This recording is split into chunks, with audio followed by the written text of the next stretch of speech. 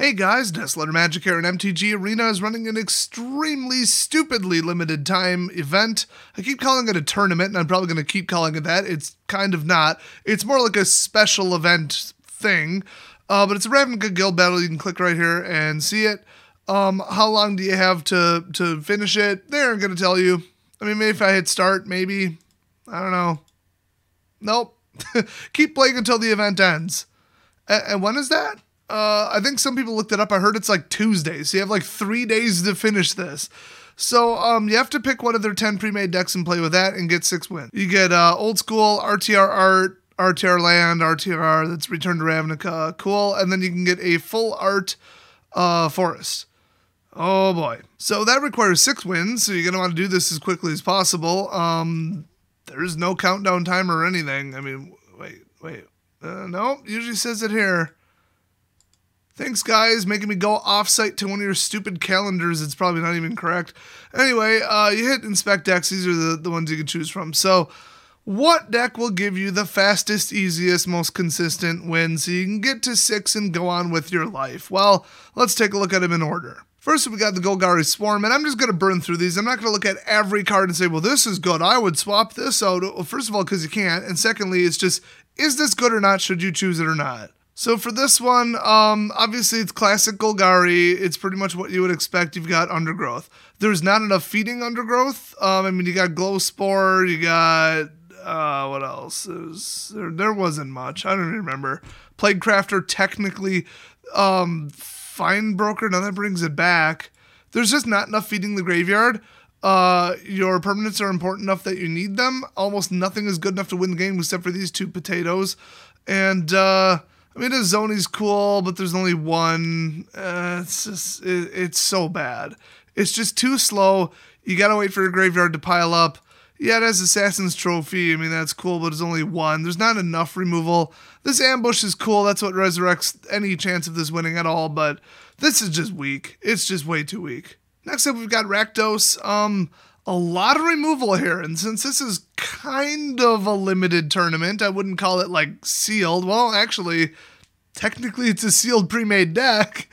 I guess it probably would be technically sealed, but tons of removal in here. So we got Shock. I mean, you can hit anything you want there.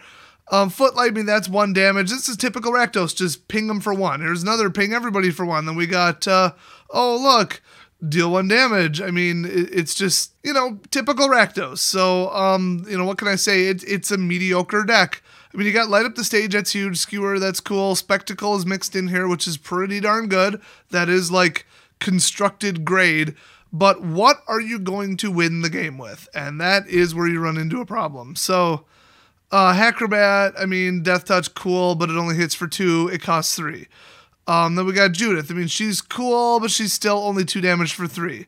Mayhem, it's a 3 for 3, and it has a dumb gimmicky effect. But as soon as they get out a 4-4 or 5-5, you almost can't win the game with this deck.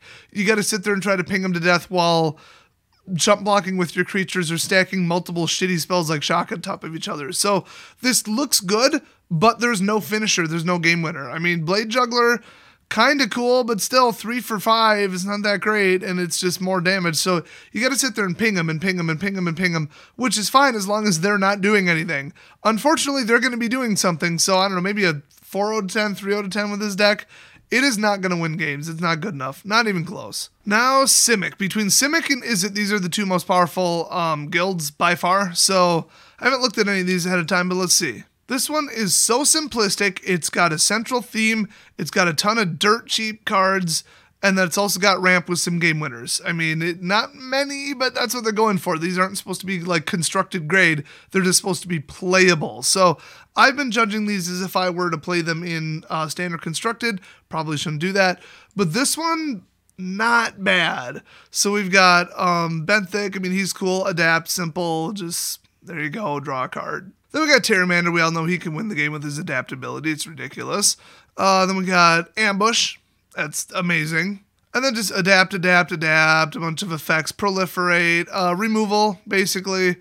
That's huge. Then we got Ambush, removal, kind of, force fight, whatever. It's not combat ambush, but it could be.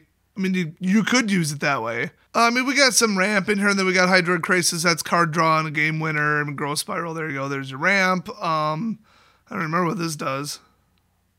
Oh, whatever. Annoying spell.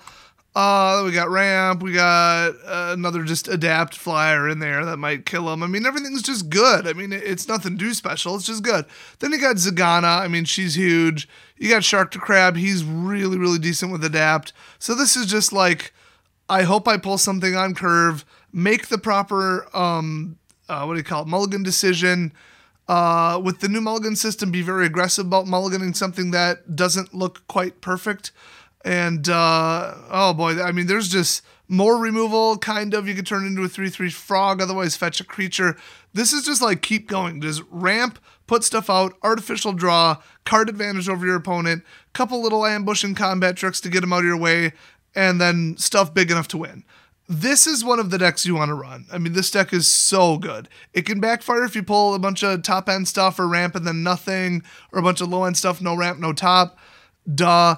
But your opponent's going to get screwed over by their crappy deck too. So, you know, it doesn't have to work every time, and it's good enough. All right, next up we've got Celestia, and you guys know I thought Celestia is one of the most powerful guilds by far as the cards printed and the potential for constructed, but nobody plays them because there's too much mass removal and board wipes. So sparing that, if you were to take that out of standard, this probably would be the most powerful deck. So, I mean, we got Healer's Hawk, thing's amazing. We got Hunted Witness, gotta kill it twice, amazing. Take Heart, one of the best ambushes in the game. Then we've got Might of the Masses, one of the best ambushes in the game, and the perfect card for a flood deck like this. I mean, +1/+1 for each creature you control, that's crazy. Paradise Druid, there you go, you got a little bit of ramp there. Conclave Guild Mage, I don't remember, does some Celestia thing. Amara, every time she becomes tapped, boom, you instantly get a soldier, whether it was for Convoke or for combat. Amazing! I mean, and that costs 2. She's one of the most broken cards in Standard right now. And then we got the 4 life, just filler jank. Then we got this thing, which is insane. We got a bunch of options. Pledge of Unity, I mean, that's just ramp, you know, gain life, keep you in the game. March of Multitudes, huge. I mean, this is a mythic, and you can just bring out a ridiculous amount of tokens with it. Then you got your Convocable removal that removes anything, absolutely anything.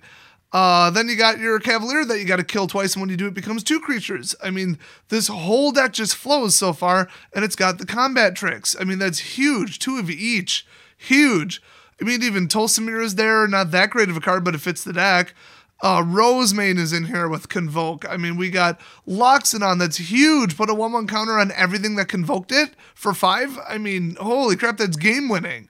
And then we've got, some Flower and Flourish. We got Assure Assemble. Just good spells. Nothing special. This is just flood and go.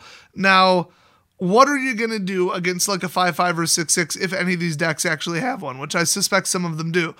Just block one at a time and keep swinging. I mean, eventually your stuff is going to get so big.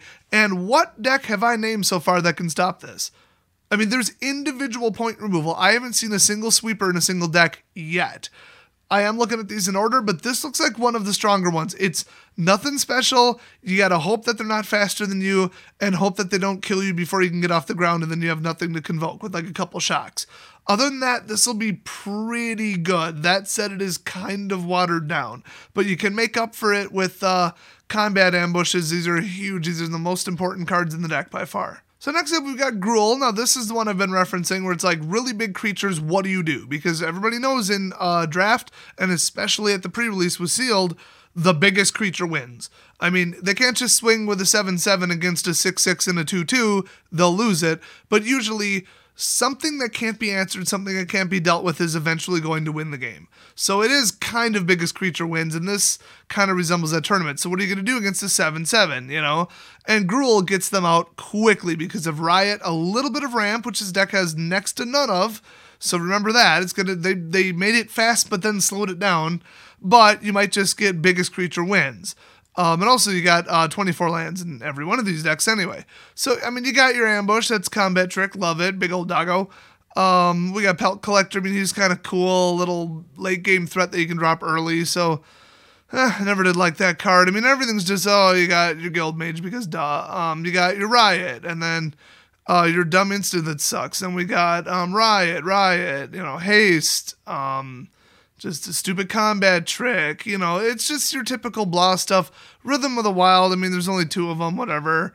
Then you get, you know, your removal, kind of a combat ambush, but not really because it's sorcery speed. But, I mean, what are they going to do? Even if they see it coming, what are they going to do? And then we got, you know, more boost removal. That's a little ambush there. So this is just like swing every turn and cross your fingers, hope you don't die. And that does work. Believe it or not, it does work. Now, this card's pathetic. This one's pretty good, actually. 5/5 for 4, that's not bad. And can't be blocked by more than 1 creature. Good for an ambush. I mean, it does just kind of work. You got your high end here. I mean, Ravager, Worm, Thresh, and Threat, and then End Raise. I mean, that ain't no joke. This guy's pretty good. But, you know, would this be absolutely dominating Celestia? Probably not. I'd say they're about equal. And I think that's the point.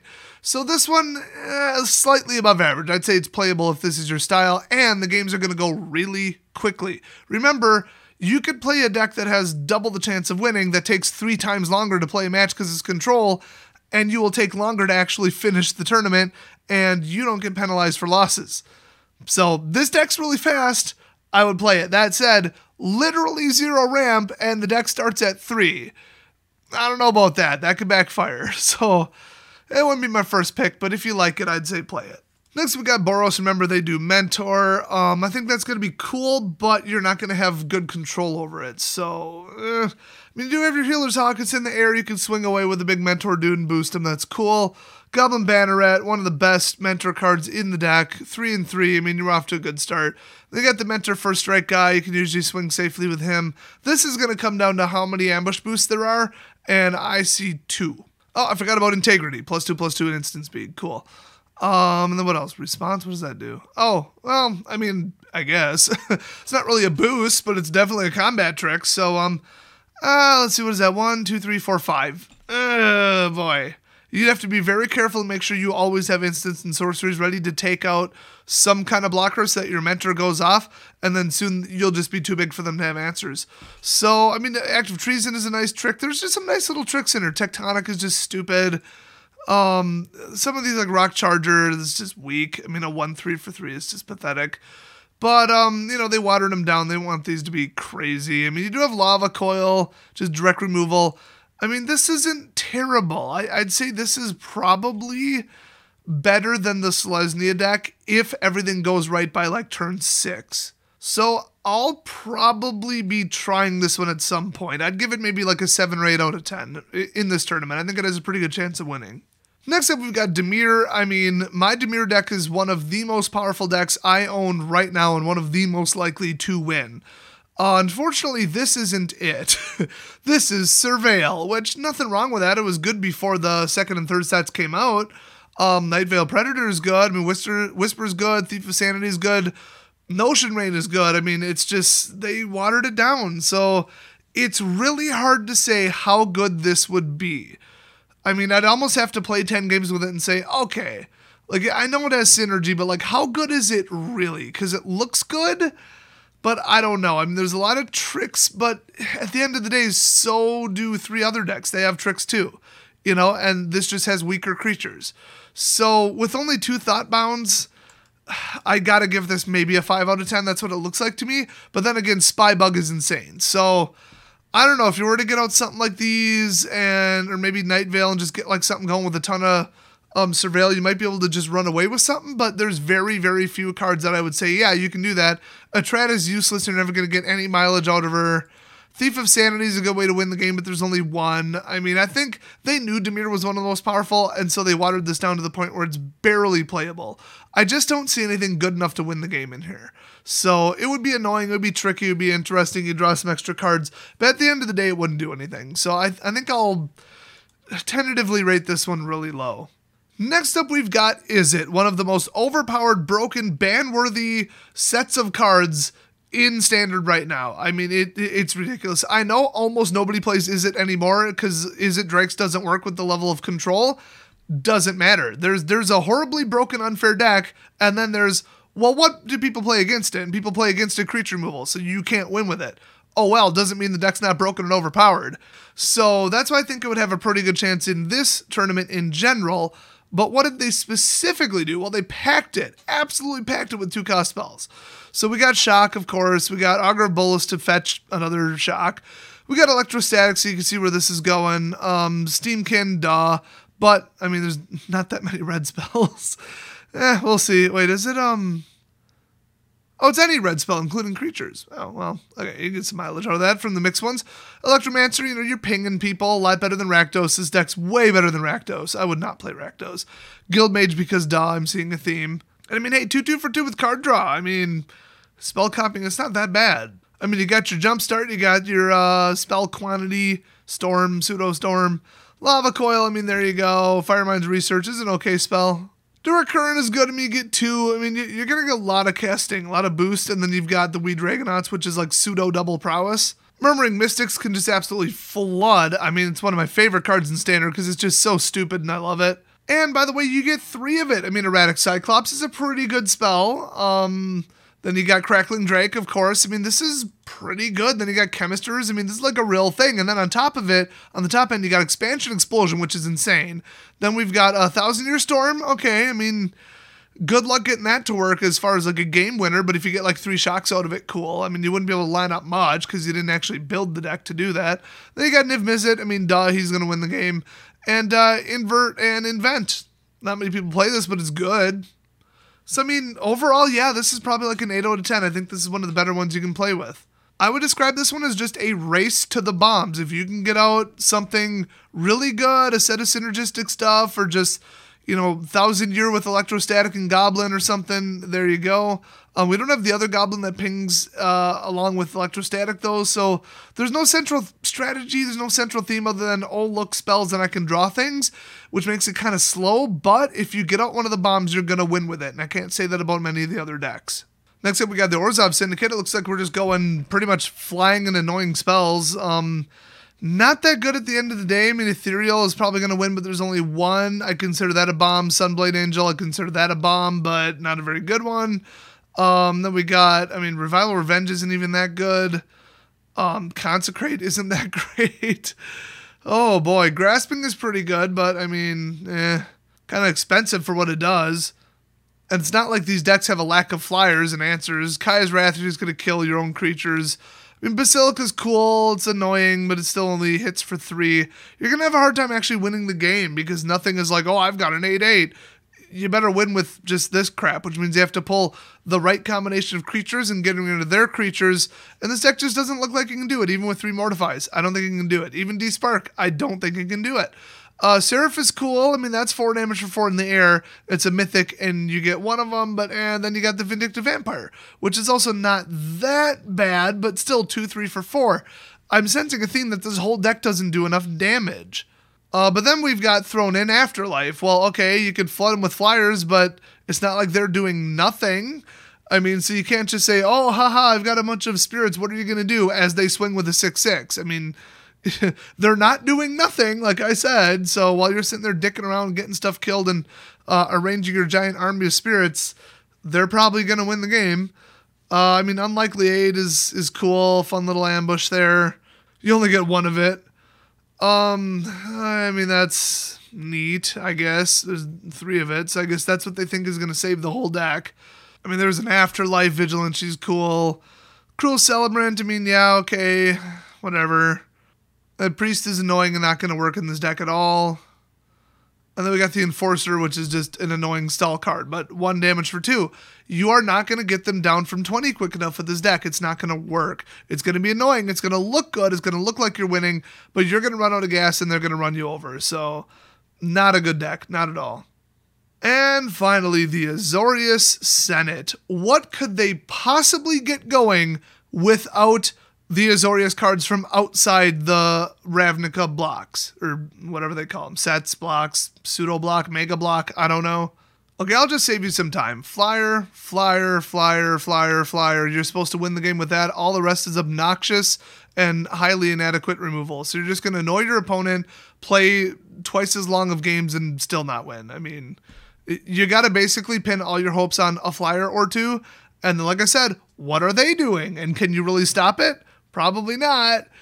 And then the rest is just obnoxious control. You might not even pull a sufficient win con, aka a flying creature, for like 10 turns. This is just annoying and stupid as a waste of time. Don't play it. So that is my summary. I think I came up with 3 ones that I thought were all really, really, really good. So go with those. The rest, just a waste of your time. I wouldn't just say, oh, I like that guild, let's play this one. No, some of these are drastically worse decks than others. Now, I could be slightly wrong about just the absolute synergy and bulletproof curves of some of these decks where they just play more consistently, even though the cards are weaker. But waiting for your opponent to backfire when this comes down to mulligan decisions and we have a new mulligan system, if they're a sufficiently skilled player, you're still going to lose and they're not going to have their deck backfire. And if they do, you probably could have won with anything at that point. So I'd stick to the couple that I rated 8 or maybe 7 or above and go with that. So I'd throw in gameplay, but this is long enough already. Hopefully this helps. Leave a big ol' thumbs up if it did. Thanks for watching, and I'll see you guys next video.